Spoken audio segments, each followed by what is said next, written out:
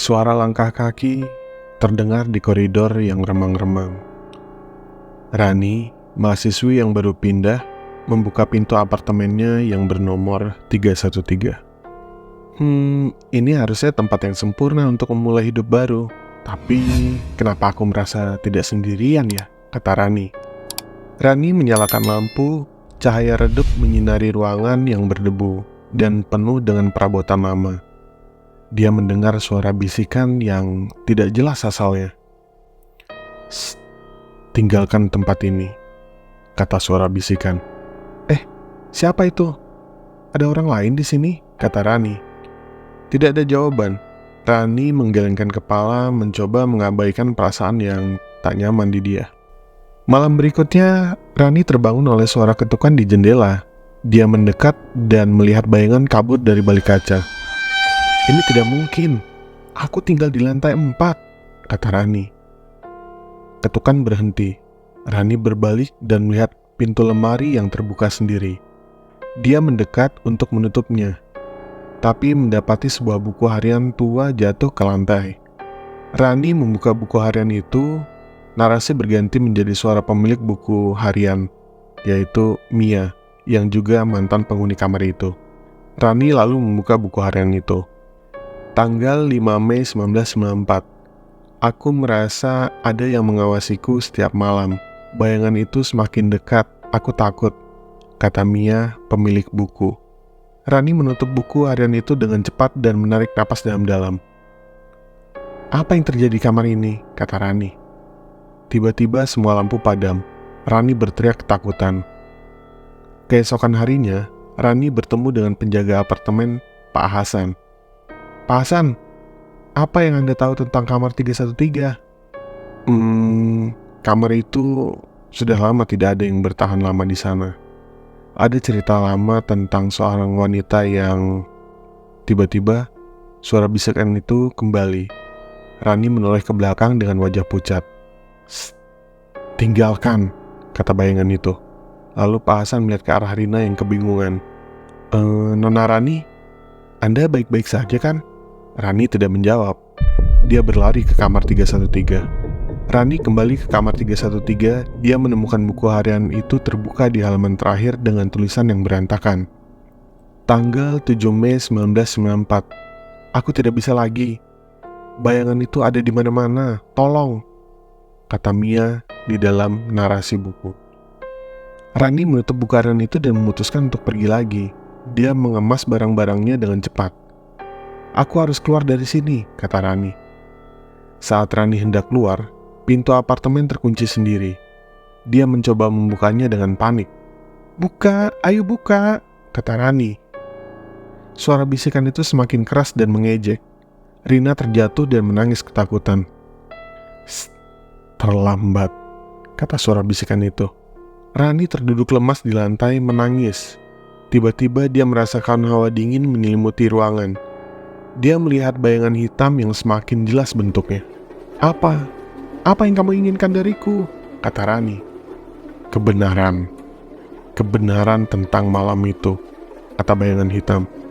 Rani mengumpulkan keberaniannya dan berdiri menghadapi bayangan hitam itu. Kebenaran apa? Aku tidak tahu apa-apa," kata Rani. "Kau harus mencari. Cari dan bebaskan aku," kata bayangan hitam. Rani menyadari bahwa dia harus menyelesaikan misteri ini untuk bisa bebas. Dia mulai mencari petunjuk di apartemen tersebut. "Harus ada sesuatu di sini.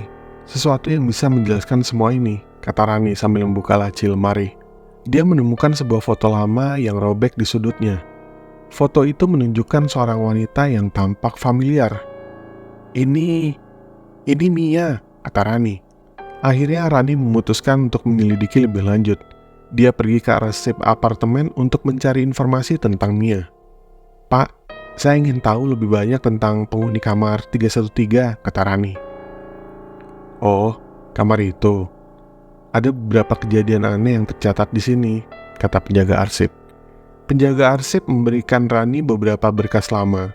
Rani membaca dan menemukan bahwa Mia adalah seorang penulis yang menghilang secara misterius. Rani kembali ke kamar 313 dengan berkas-berkas tersebut. Dia mulai menyusun potongan-potongan cerita. "Mia, apa yang terjadi padamu?" kata Rani sambil menyusun foto dan catatan. Tiba-tiba, semua barang di kamar mulai bergerak sendiri. Buku-buku jatuh dari rak dan lampu berkedip-kedip. "Cukup, berhenti," kata Rani. Semuanya tiba-tiba menjadi tenang. Rani melihat bayangan hitam itu lagi, tapi kali ini dia tidak takut. "Maya, aku akan menemukan kebenaran, aku janji," kata Rani. Terima kasih telah mencoba membantu aku," kata suara bisikan. Setelah Rani mencari tahu tentang Mia, diketahui bahwa Mia adalah seorang penulis yang penuh semangat. Pindah ke apartemen nomor 313 dengan harapan menemukan ketenangan untuk menulis karyanya. Namun, tidak lama setelah dia menetap, dia mulai merasakan kehadiran yang tidak bisa dijelaskan. Malam demi malam, dia merasa seperti sedang diawasi, dan bayangan-bayangan samar mulai muncul di sudut matanya. Mia mencatat pengalamannya dalam buku harian yang kemudian ditemukan oleh Rani. Dalam catatan terakhirnya, dia menulis tentang rasa takut yang semakin intens dan bayangan yang semakin mendekat. Dia merasa terjebak dan tidak bisa melarikan diri dari kekuatan gaib yang tampaknya ingin menyampaikan sesuatu padanya. Pada malam tertentu, Mia mengalami kejadian yang mengubah segalanya. Dia merasa terdorong untuk menulis sebuah cerita yang tidak pernah dia rencanakan. Cerita tentang seorang wanita yang terjebak di antara dunia nyata dan alam lain. Ketika dia menulis, kekuatan gaib itu semakin kuat, dan pada akhirnya dia menghilang tanpa jejak, meninggalkan hanya buku harian dan beberapa barang pribadinya. Teori yang beredar di antara penghuni apartemen adalah bahwa Mia telah menjadi bagian dari cerita yang dia tulis, seolah-olah dia telah ditarik ke dalam narasi horor yang dia ciptakan. Ada yang percaya bahwa dia telah menemukan portal ke dimensi lain, sementara yang lain berpikir bahwa dia menjadi korban dari entitas gaib yang tidak puas hanya dengan menjadi subjek cerita. Rani dengan menemukan buku harian dan barang-barang Mia secara tidak sengaja memulai proses untuk mengungkapkan kebenaran dengan menghadapi bayangan hitam dan menyelesaikan misteri yang ditinggalkan Mia. Rani tidak hanya membantu roh Mia menemukan kedamaian, tetapi juga membebaskan dirinya sendiri dari kutukan tersebut.